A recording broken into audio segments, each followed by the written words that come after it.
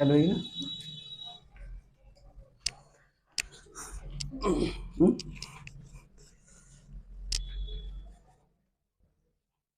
Hello guys, स्वागत है एक बार फिर से आज की इंग्लिश क्लास में। और आज हम आप लोगों को ये बताएंगे कि यूज टू के प्रयोग के बारे में। यूज टू के प्रयोग में सबसे पहले हम इसकी पहचान के बारे में बात करेंगे। यूज टू का जो प्रयोग होता है, आप जो बचपन में पुरानी आदतें किए हैं उन सब के बारे में बताया जाएगा।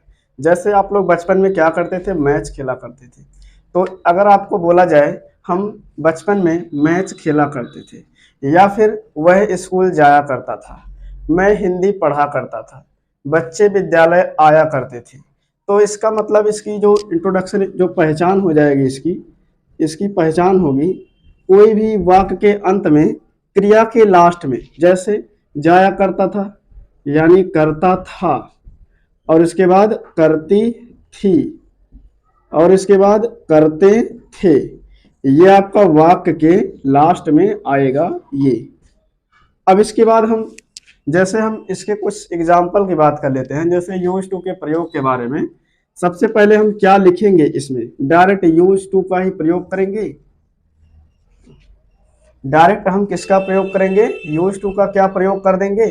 नहीं, यूज टू का प्रयोग हम डायरेक्ट नहीं करेंगे। जैसे हम एक सेंटेंस लिख ले रहे हैं यहाँ पे हम, जैसे है विद्यालय राम विद्यालय जाया करता था, राम विद्यालय जाया करता था।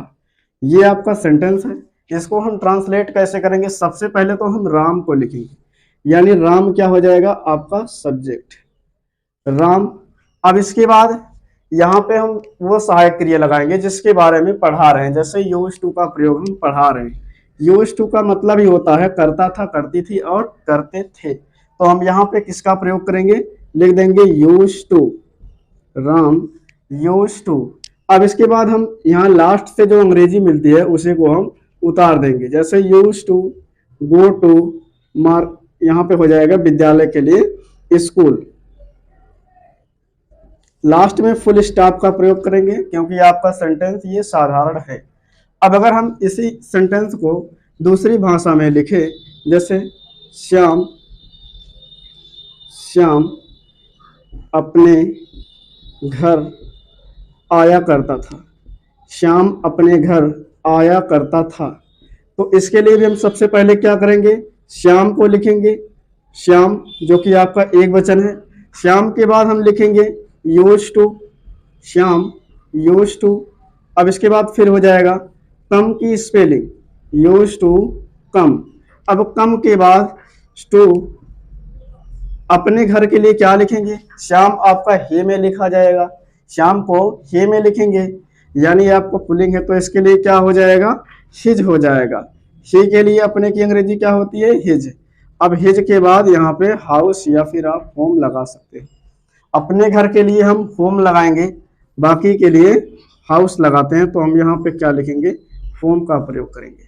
जैसे अगर हम कोई और सेंटेंस ले लेते हैं, जैसे यहाँ पे बोल दे रहे हैं वे हिंदी पढ़ा करते थे या फिर पढ़ाया करते थे, वे हिंदी पढ़ाया करते थे। तो इसमें क्या हो जाएगा, they use to teach, they use to teach Hindi. ये रहा आपका यूज टू का प्रयोग है। अगर आपको यूज टू का प्रयोग अच्छा लगा हो तो वीडियो को लाइक कीजिए, सब्सक्राइब कीजिए और शेयर कीजिए। Thanks for watching.